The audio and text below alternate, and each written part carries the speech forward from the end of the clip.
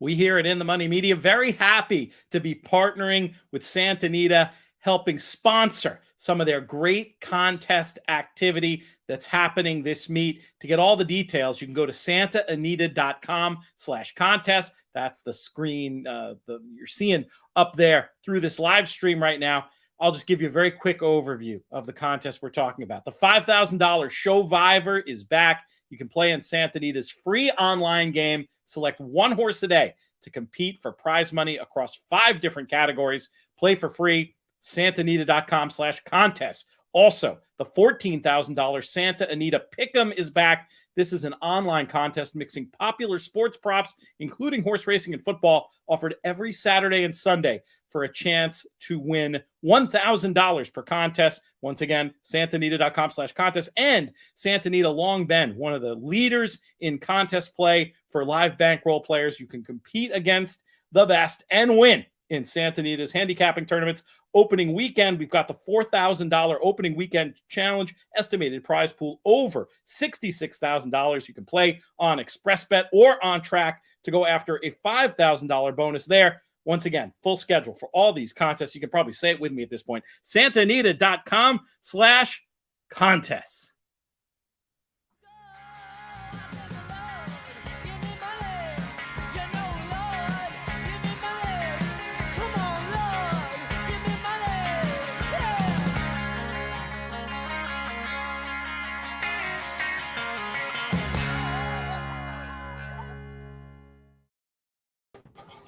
Hello and welcome to the In the Money Media Santa Anita Meet Preview Show / dive into Saturday, opening Saturday at Santa Anita handicapping show. I'm your host, Peter Thomas Fornitel, back from the Big A and back in the Brooklyn bunker. Once again, much more comfortable in my Santa Anita Park t-shirt here, and very, very pleased to be joined by a talented panel. We will start with the man in the quadrant right across from me. Did I look the right way? No, of course I looked the wrong way. That's the way I need to look at the man who's been doing such a fantastic job covering Southern California over at InTheMoneyPodcast.com. He is Dean Keppler. Dean, how are things? Hey, guys. How are you? Good. Very good. Beneath Dean, we have a guy who is one of his many roles on these shows is to come in at the beginning of meets and in his role as the Race Lens power user, help us point to trends that might help us as horse players throughout the course of said meetings. He's also a pretty darn good handicapper horse player himself. He's Matt Vagvolgyi. Matt, what's going on? Not much, Pete. Good to be with you. Glad to be back on the airwaves, and Santa Anita's back, which is great. And our third guest, somebody I always enjoy having on these airwaves, and she's like a Swiss Army knife. We talk about the racetracks all over the country. She's always a pleasure to have on. Did such a fantastic job on TV this summer on the Colonial Downs meet. Was at Parks last weekend. But tonight, she's turning her attention to Southern California and the great race place. She is Jessica Paquette. Jessica, what's up? You know, I've been called a lot of things in racing. A Swiss Army knife is new. I like it. It fits, right? I've been called worse.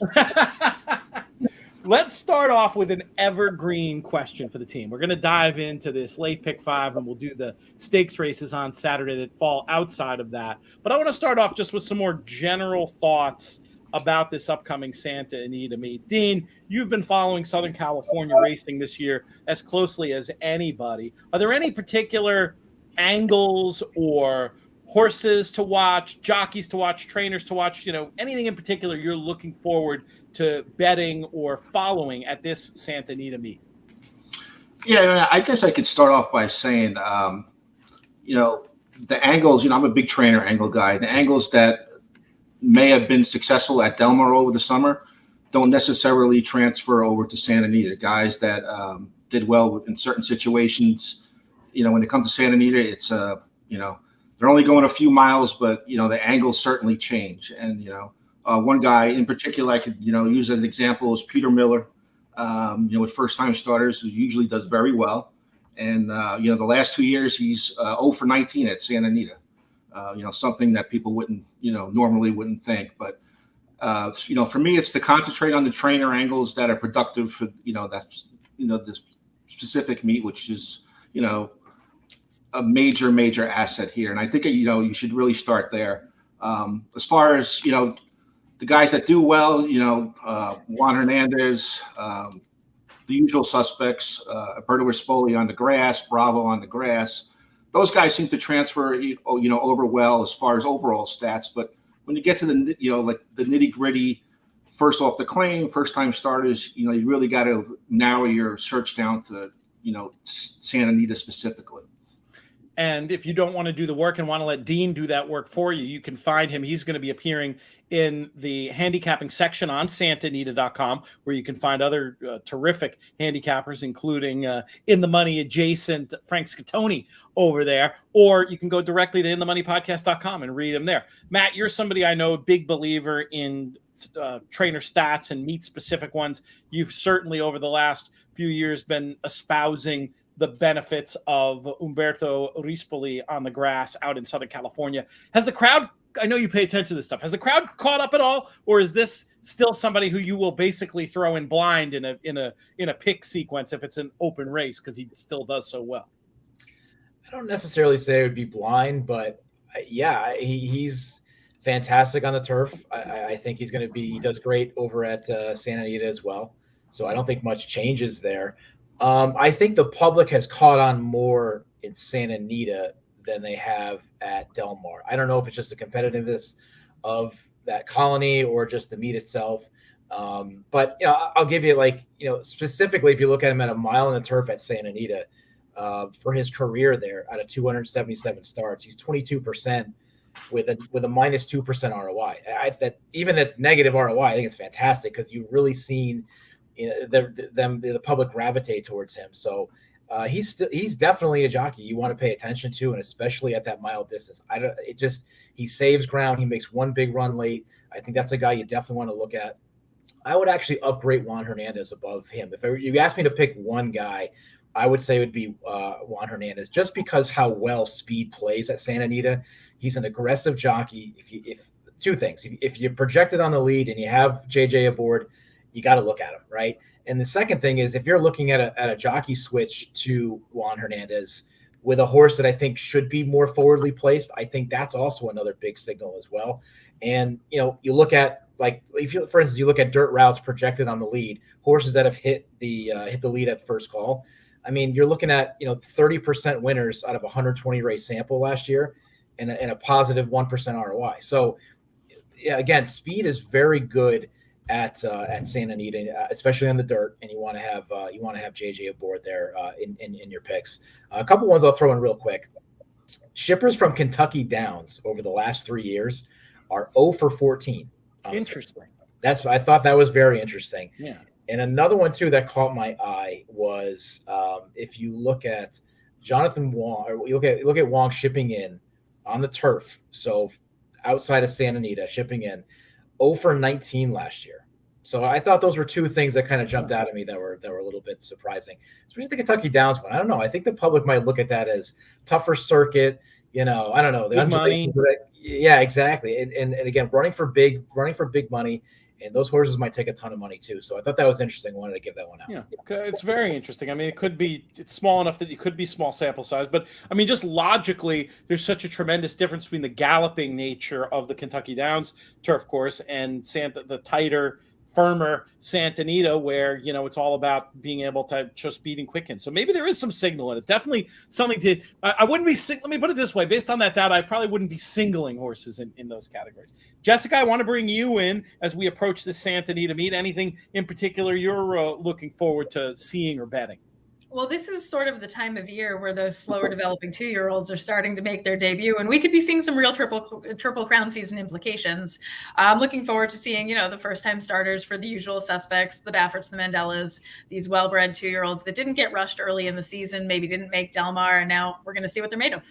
Yeah, that's a great point. And we've seen this, and I think we're going to see it at the Churchill meet too, and certainly in Southern California, as trainers change the way that they're doing business and the way that Derby points are awarded now. It just seems to reward horsemen and women who are bringing these horses out later. Any particular sires you're looking for, whether they're Cal sires or just anybody who's impressed you in particular that you might give a little bit of extra credit to, Jessica? So I get suckered in by every honor code I see. I know. I know. They're not running early. They're not really running late either. But they're really pretty when they do it. I always get seduced by that this is going to be the next like heir to the AP&D line. Those are where my eyes always go. But, of course, we're going to see the Into Mischiefs, these big prominent stallions with big expensive babies that run to their price tag. I mean, what Justify's been doing out there and in general. Those are surprising me a little bit by how much they are hitting the ground running. And I like Honor Code too, but I do think it is, not unlike him. Time and distance are their friends. Yeah. For sure. Few ideas to look forward to when it comes to the general portion of the Santa Anita meet. But let's get down into some brass tacks. Let's do some handicapping, starting off with race number 3 on Saturday, which is the Grade 2 John Henry Stakes. We're going 1.25 miles on the turf. We've got a field of 6 going postward. Jessica, we'll reverse the order I've been asking questions in so far, and we'll start with you. Who's your idea of the winner of the John Henry? This race kind of shakes down to who goes to the lead. And I think Master of Foxhounds is really the only horse with some useful tactical speed. And I think he winds up with everything his own way. I don't feel like I'm really reinventing the wheel here, but I feel like Rispoli will be able to take advantage of a race that does lack some true speed. And I expect him to be pretty forwardly placed. Makes sense. In the main competition, at least according to the morning line, Gold Phoenix, one who might have some work to do to get to Master of Foxhounds, who could get very brave out there. Dean, is that how you see it? What's your pick for the John Henry? Yeah, I also agree with Jessica. I also like Master of Hounds. Phil D'Amato's got half the field here, but I think he can reverse the decision on the one Gold Phoenix, especially the fact that he's going to be out there on the lead. And I think Gold Phoenix may have just too much to do late. But I think the race certainly runs through D'Amato here. Matt, can we make it a chorus? We will. I'm also a fan of Master of Foxhounds, just as Jessica said. About pace, I think this horse gets to the lead, and I think I think Rispoli takes him at a reasonable pace. If you had the D'Amato Rispoli square on your bingo card for me tonight, you won. That's obviously a connection that I'm always looking for. They do tremendously well together, and it's not because of Foxhound lives in my house as well. I think it's a horse that can get to the lead and not stop. I do like Gold Phoenix a little bit though. I think could save ground, get a nice trip. It could be heard from late, but a lot of my play will go through Master of Foxhounds. And you think you can lock it up with those two? That's the impression I'm getting from you. Yep. All right, let's move on to race number 5. We've got the Grade 2 City of Hope. We're 1 mile on the turf this time around, a 6-pack going postward once again. Matt, we'll keep it with you. What do you think is going to happen in here? I looked at a couple in here. I'll start with the 5 Prince Obama, as I said. I think the horse needs to step up for sure, but I thought had a nice win off a long layoff. Proven to close in a slow pace, which I do like, and I think it's going to be slow today. So I do like that, and I thought it was a tough allowance race. I thought it was really tough that this horse is coming out of. So I'm against the favorite here. So I'm against the 3 Beyond Brilliant. I think the 1 is also interesting as well. Might have a little bit too much to do, but a horse that I really do like, and I think could be a big player in this race is Prince Obama, number 5. What is your knock on Beyond Brilliant, who looks potentially loose in here, looking at the Timeform US speed figures anyway? I just think, in terms of my figures, I think this horse is trending a bit in the wrong direction, and I think it could get caught. I just think if you break down my pace figures and you look at lengths to make up in the stretch, Prince Obama has a great late pace figure, and I think is reasonable in terms of where this horse lays to make up those lengths in the stretch. Again, I could be wrong. This is a shot I would like to take where I think that a horse could be, basically ready to throw in a clunker. I'm not saying it's definitely going to happen, but when I look at figures like that, that kind of speaks to me a bit of I want to look to someone else, and I think the 5 Prince Obama is going to do it. When you have reasons to bet against a horse who's going to presumably be a big favorite, that's when you're supposed to do it. Dean, let's bring you in here. Where do you stand on Beyond Brilliant and the rest? Yeah, I wish I could say I had something creative, but I'm on the favorite here. I really think he's going to get a clear lead in here. He's a multiple graded stakes winner. I know his buyers at least are going in the wrong direction here, but I just can't see anybody catching him in here. Maybe for exactly behind possibly the 1 or the 2 horse. The 2's on the improve. he steps up into graded stakes competition today. But I liked his effort last time. It was a strong runner-up effort in the Del Mar Mile. But I hate to pick a 6-5 shot on top here, but I just think he gets the lead and keeps on going. 3 with 1-2 for Dean, it sounds like, in the City of Hope. Jessica, break the tie. Are you with Beyond Brilliant or against? What do you think? I'm against. That would have been my guess. Rugged contrarian that you are. Who do you like? I just can't help myself. But I think after that last race, which was not good, let's be very clear. Like, I understand his accomplishments do put him a little bit above this field, but that race, if he runs that sort of effort again, no thank you. And there's no indication that he's really going to rebound off of that. Sometimes a horse's form just kind of goes the wrong way.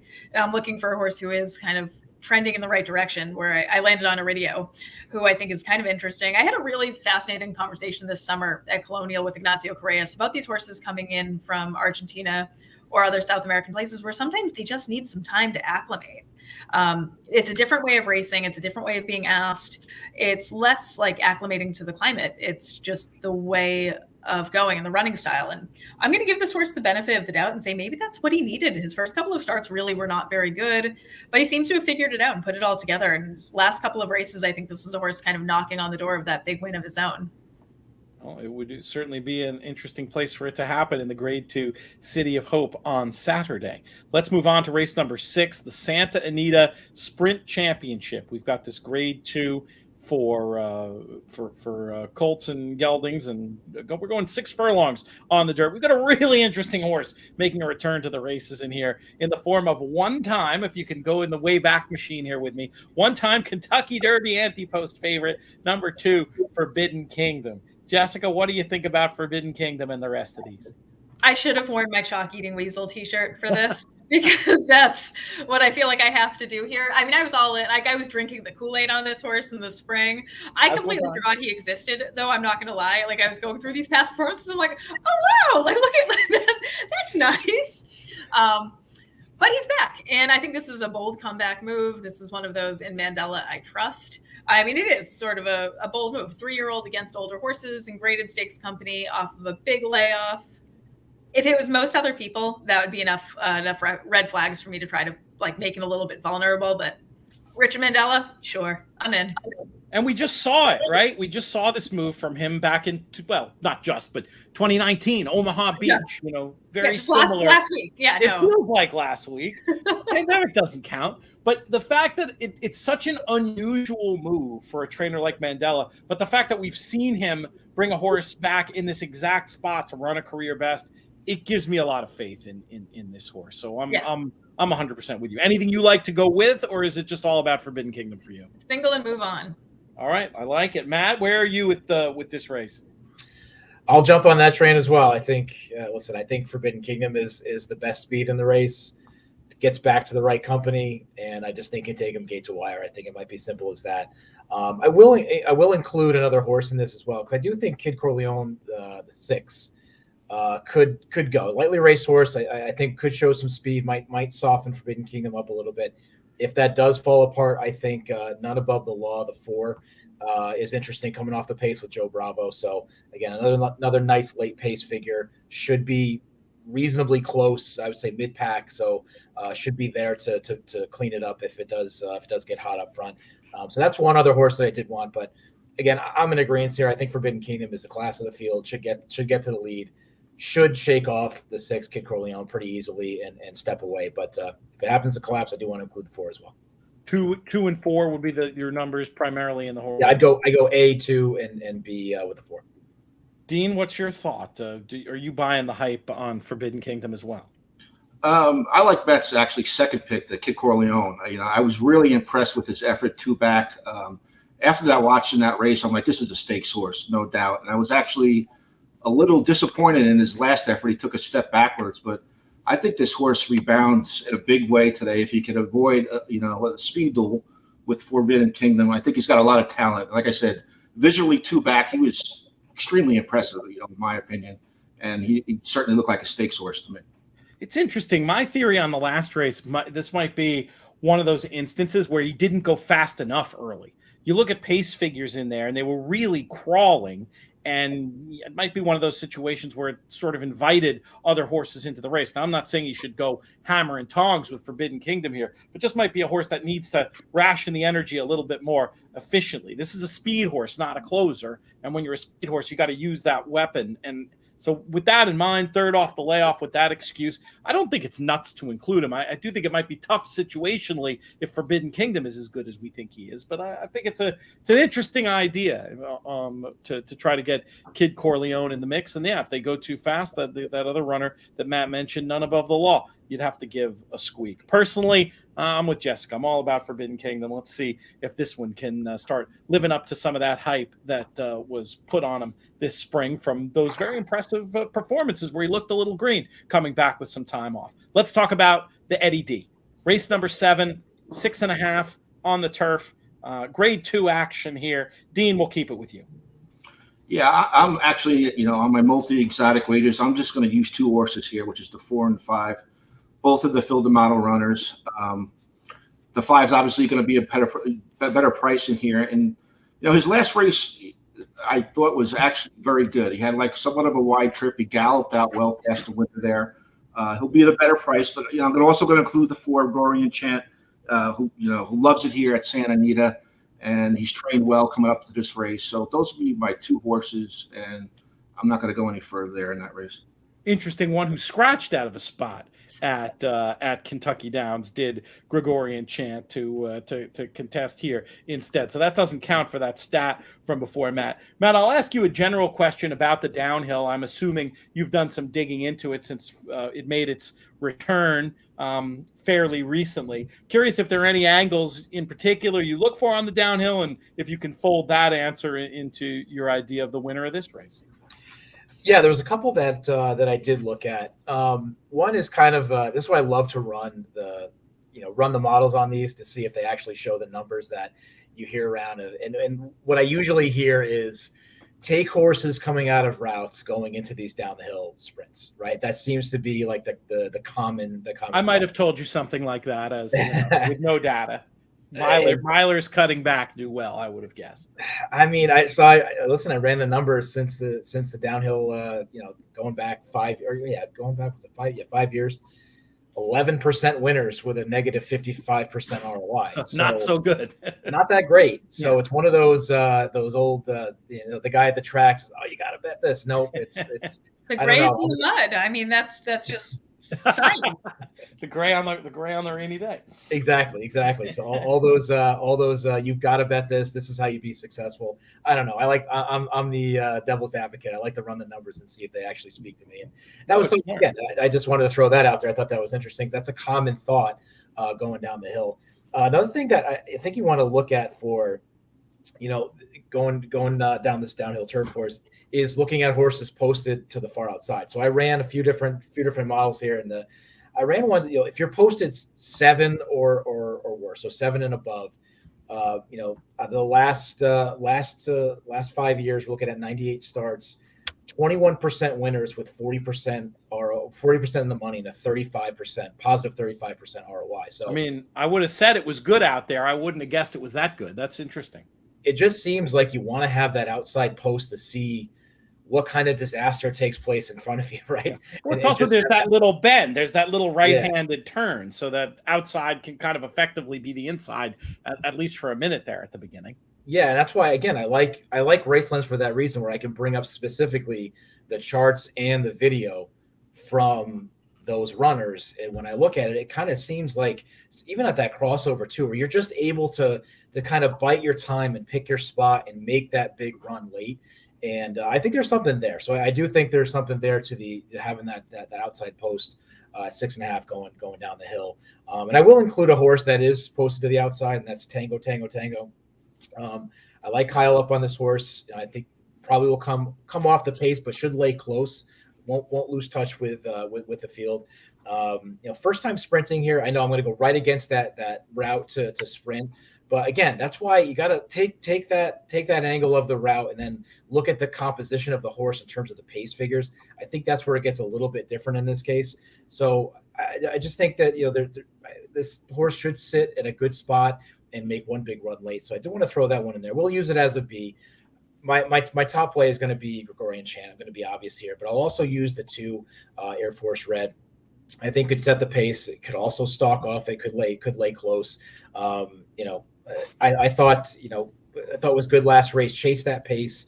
I just think it fits well in this spot, and it could be a big player. So my top 2 are going to be the 2 Air Force Red, the 4 Gregorian Chant. Again, surprise Rispoli and D'Amato there, but I will throw in a little bit of the 9 Tango. I do have to point out about the way you use stats, because I really like the way you do it, where, the specific stat you were talking about was actually technically anti-cutbacks, and you end up picking a couple of cutbacks. And what I like about that is just it shows with your approach that you're using that statistical information to frame the conversation, but still not being, completely beholden to it. And it's still all about the outcome of the individual race and the way these horses face off against each other. And I just think that's a smart way of looking at stats, as opposed to, sometimes we'll have folks on and they're just so beholden to the stat that it's like the brain isn't necessarily, doing all it can. So anyway, I just wanted to underline. It should trigger attention, but it should never be a blind play. Maybe I should have just gone with making fun of you, though, for giving the negative stat, but I gave you my true opinion instead. But to be honest with you, though, I have a lot of people that come back and say, well, if you just follow those stats, you'll go broke. I don't. Again, it sticks out for me to look at the horse a little bit differently. Maybe to pause on what my brain is saying, like, oh, that's a must use, route to sprint here, must use. Maybe not. Maybe I got to look a little bit deeper into that horse and see if I do really think this horse has a shot. So again, stats can be great. They can find a horse that is a little dirtied up and may not think, right off the top people are going to include, but it can also go the other way too, where you may want to go against it based on the qualitative side versus just the quantitative analysis side. Jessica, what wins the Eddie D? I mean, I would just like to have this fascinating conversation on like different ways of handicapping and like methods to get to the same place, right? I do almost all my handicapping without a morning line, because I feel like I get sucked into like talking myself on or off a horse based on someone's math who isn't always that great. In many instances, like, and I'm not good at math. So, but it's a very interesting thing. I think how handicappers statistics should just be used to maybe put your eye in a different place, but you like not live and die by one specific thing. I love it in conjunction with wagering strategy, honestly. We talked about this a lot on the shows, but when a stat can back you up and make you want to single that horse, or if I know it's a spread race, a positive stat will just get me to throw in something that's a big number, including long shots, or, but maybe the best of all, when it gives you a reason to really go against that favorite you kind of wanted to go against on paper anyway. So in this race, this is probably not my strongest opinion of the legs here, so I'm going a couple deep. I do think Gregorian Chant, the one to beat, loves this turf course, working really well off of that brief freshening. And then I'm going with the 2 Mandela horses kind of as B selections. Laneway has become much more consistent since cutting back, and I like Goliad just on the route to a sprint cutback. 4 with 1-3 for Jessica in the Eddie D. And we'll move ahead to race number 8. We've got Win and You're In action for the Breeders' Cup Classic with the Grade 1 Awesome Again return to the races of Country Grammar.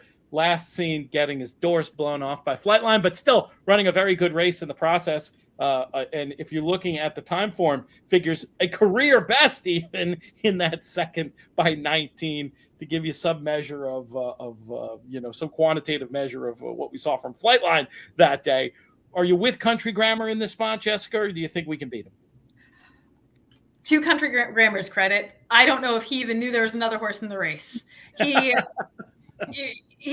Flightline was so far clear of these horses that he was in a separate race. And I'll give Country Grammar actually a lot of credit. He ran a dynamite race, a lot better than I actually thought he would. He's kind of shown himself to be pretty legitimate after a couple of performances that I thought were a little suspect. They were very good, but I thought he was kind of going to be vulnerable going into the second half of the year, but he's not. He's turned out to be very solid. I would not talk you off of him if you want to use him. I think a horse like Express Train may offer a little bit more value. I think he prefers Santa Anita to Del Mar, so I'm going to give him a slight pass for those last couple of races. And he's one of those horses, just a hard-knocking, consistent type that's always capable at this level against these horses at this track. And it was not, I mean, look, he was beaten so far. Maybe this is silly to even say, but it feels like a race that between getting horrified by Flightline and the specifics of the trip and the layoff, like there's a lot of reasons why you could want to look past that. And it's true. You go back to the last figure earned at Santa Anita, and it fits nicely with these 7-2 on the morning line for Express Train. Would that be the only one you want to talk about in here, Jess? Yeah, I'm going to use Country Grammar on my tickets. But I also do wonder, this is a little old racetracky though. Like, did he get his heart broken? He got really beaten by Flightline. You see it happen from time to time where a horse just gets horrified. It takes time to come back, but I don't know. It was such a non-effort, and he has such other good races that I'd be inclined. If you have any inclination to use, I'd be inclined to go with that. Matt, what are your thoughts on the big one? Who's going to get this? All these win you're in benefits for the Breeders' Cup coming out of this race on Saturday. I'll be boring. I don't see Country Grammar losing this race. I mean, I think a Ferrari would have finished second to Flightline in that race. I think Country Grammar had a great race. I thought tried and ran on, and I just think it's a softer bunch here. I think we'll just sit off the speed. I think there's two nice efforts off the layoff. Again, lost to the best horse on the planet right now. And I just think it's an easier spot and just gets a nice trip. And I just think this horse can be very, very difficult to beat. The one horse I'll throw in, and talking to a buddy of mine this morning, laughed at me for this, but I'm going to throw in the 6 Defunded. The other Baffert in here, I just think could be lone speed. It could be one of those horses that gets out to the front end and just says, oh, this horse will come back, and never does. Has proven to do that. I always like that, a horse that gets out to open air and runs to it. So I'm going to use the 6 as a price as well, just in case this horse can step out and steal it. But I do think Country Grammar is by far and away the horse to beat in this race. I don't think the Defunded idea is totally nuts. I mean, you go back to the Santa Anita Gold Cup, and if that race was 1 mile and an eighth, he probably wins it. Now, this is a tougher field, but let's say it's playing to speed, and it hasn't been typically overly at Santa Anita in recent meets, but you never know what it's going to be like. I don't think that's nuts. I would consider certainly a backup play with Defunded, despite some ropey-looking recent form, we'll say. The same guy that laughed at me for that gave me plus odds for the horse to finish last. So well, funny enough, if he is an absolute win or run dead last time. That's true. Right? Because, that's the thing. I laughed at first. I said, you know what? That's an interesting bet right there. Yeah, that's one that makes you think. Dean, what are your thoughts on the Awesome again? I should add, Baffert's got 4 horses in here. He's won this race 6 times. 7, but who's counting? 7 times. So, I mean, but I'm going to go in a different direction here. I actually like the 2 horse a lot, Royal Ship. He was trounced like everybody else was in the Pacific Classic. So I'm really not going to hold that against him. But he's getting back to Santa Anita.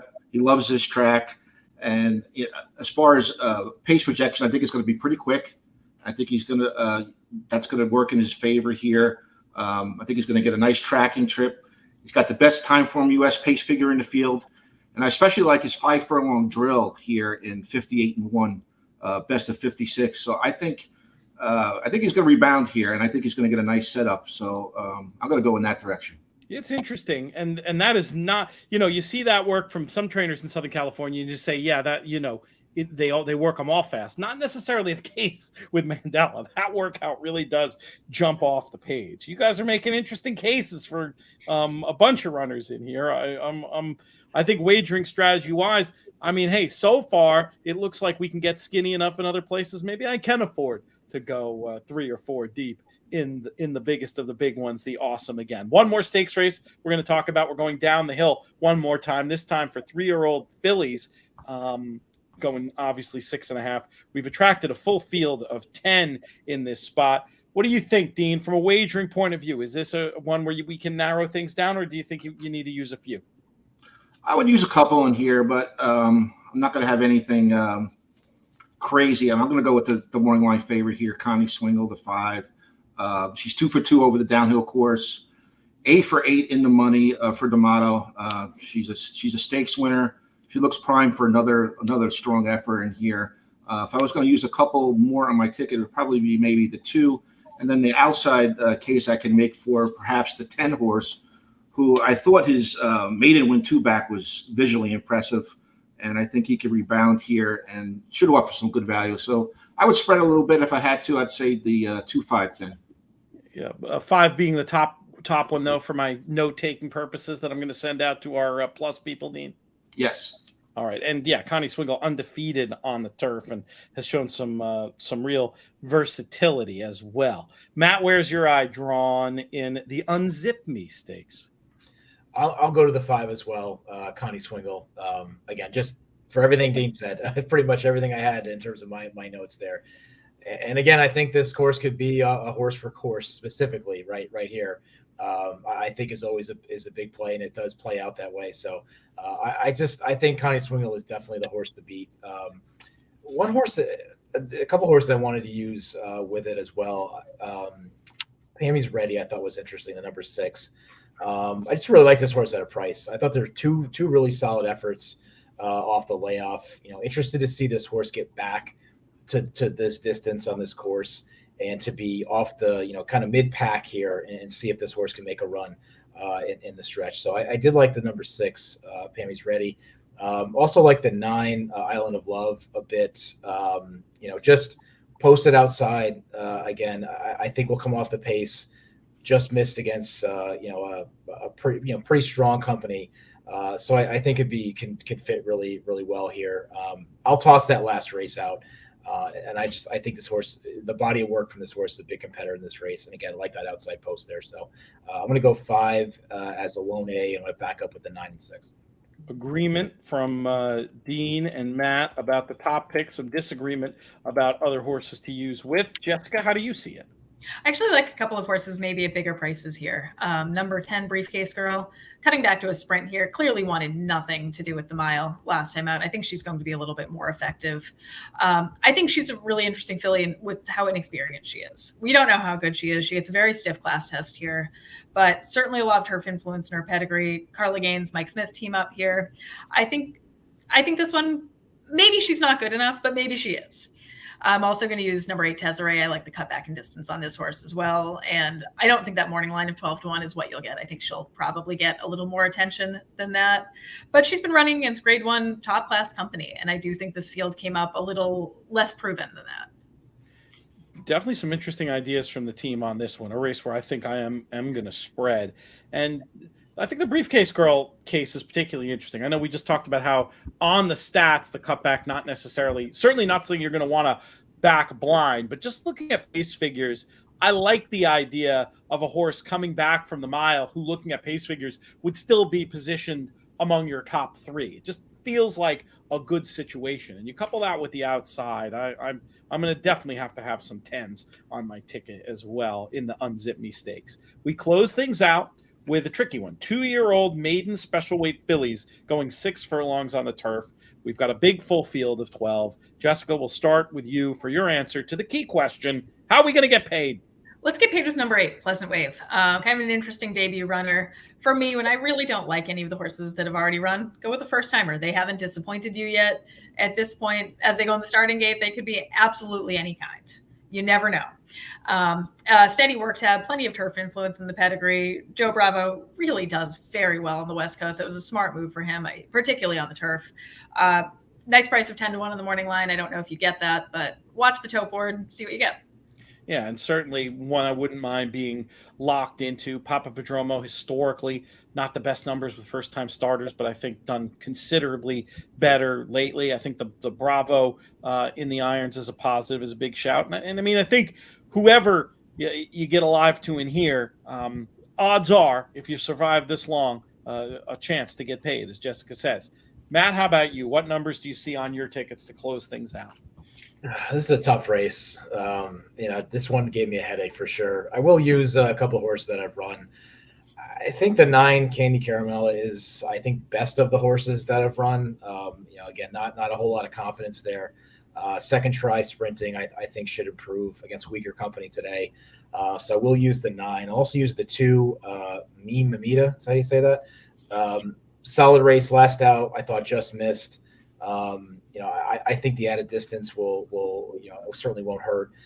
Again, the Wong stat gives me a little bit of pause, but I'm not one that just blindly follows a cold trainer like we've talked about, Pete. That can certainly change very quickly. So, and again, I just on the dam side, capitalism at risk. 19% winner sprinting. With a positive 33% ROI. I will use a first-time starter, the 10. Was it Ragtime Rose? That was, yeah. Corderosa as the on the dam side here. I thought this was interesting. 30% winners, 70% in the money, and a positive 5% ROI lifetime there. So some strong statistics there on the dam side that I usually lean on in these types of situations. You can go a lot of different directions here. I agree with Jessica. You probably want to take a shot with a first-time starter. I like that line. They haven't disappointed you yet. I'm going to steal that, which is very true, I think, with this group. But rookies in fantasy sports and first-time starters. It's, exactly. You get a lot of eternal. Yes, so you can pump in a whole lot of blue sky when you're coming to athletes, human or equine, that simply have not failed yet.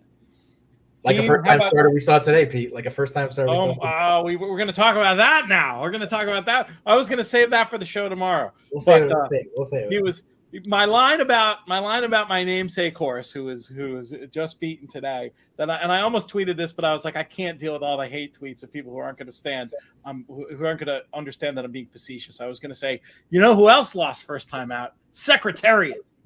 The haters are gonna hate, Peter. Let it go. You think I should have sent it, or maybe I'll send it. When in doubt, send the tweet. I mean, that always works out for people, right? Like I said, Pete, I was in the hotel lobby. The second start. I was screaming at my phone in the hotel lobby, just saying, "Stay there, stay there."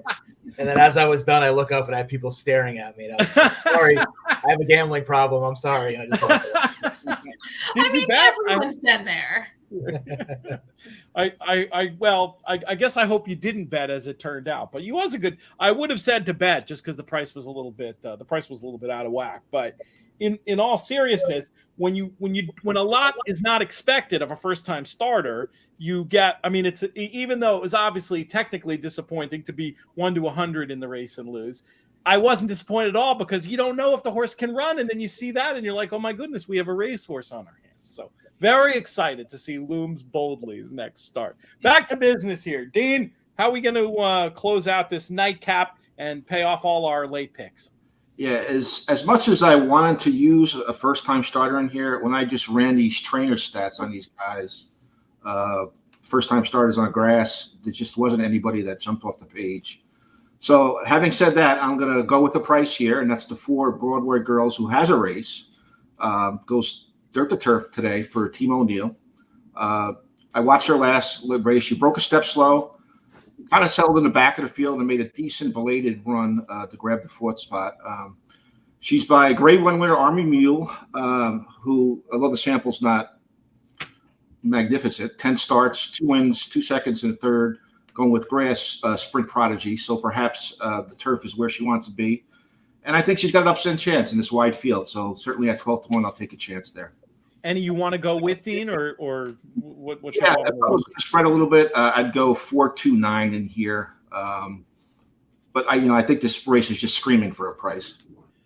Few things before we get out of here. I want to remind folks that In the Money Media, helping present these very fun free contests, are going to be at Santa Anita all meet long. To get all the details, santanita.com/contests. Dean is going to be on inthemoneypodcast.com and the handicapping section of santaanita.com every racing day. And there's a ton of other great information in there, including Frank Scottoni's matrices that you'll want to be checking out, but a lot of great stuff beyond them.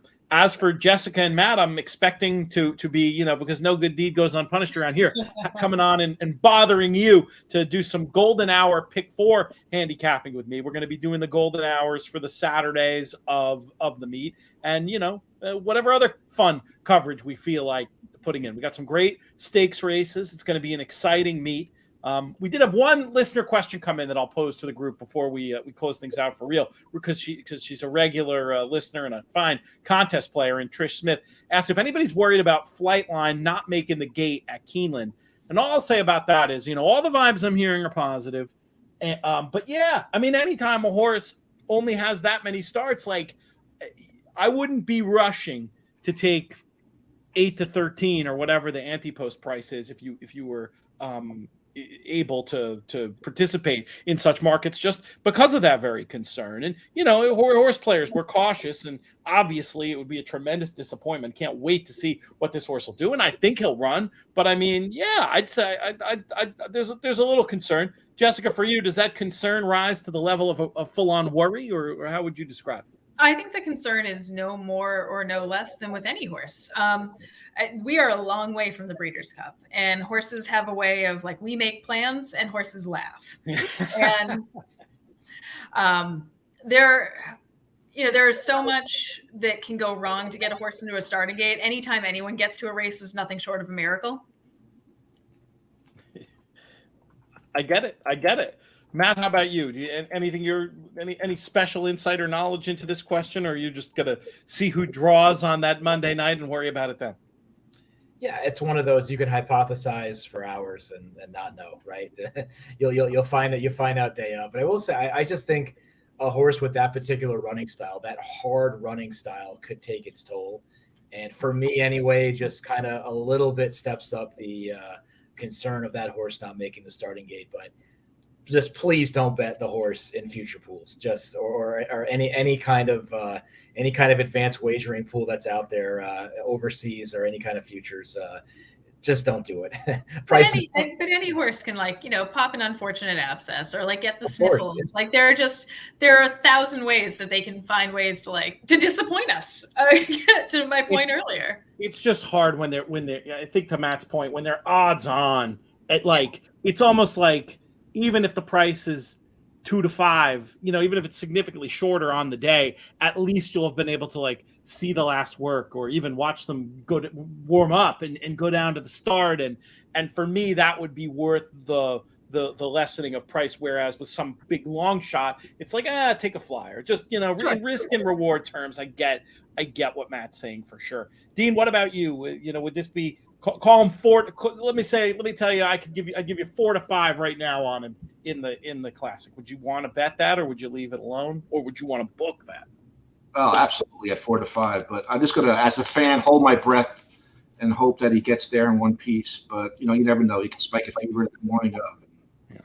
Guys, really appreciate your help on tonight's show. You'll all be back on these airwaves soon. Want to thank Andrew and the rest of the team at Santa Anita. Really going to have fun working with them this fall meet. And want to thank producer Craig as well for staying up late with us and doing a great job pushing all the right buttons as usual. For a lot more, come back, santaanita.com, inthemoneypodcast.com, and we'll have some good stuff for you. And all the way through the Breeders' Cup, and then even over the winter. Going to keep covering racing, and it's always fun when people reach out and ask questions. If you want to hear more from any of us, you see the Twitter handles up there on screen if you're watching on YouTube, but I'll give them to you quick if you're listening. At Looms Boldly for me, at JM Paquette for Jessica, at Kep's Corner for Dean, and at Blinkers on 22 for Matt. This show has been a production of In the Money Media. Our business manager is Drew Coatney. Our chief creative officer is Jonathan Kinchin. I'm Peter Thomas Fornatel. May you win all your photos.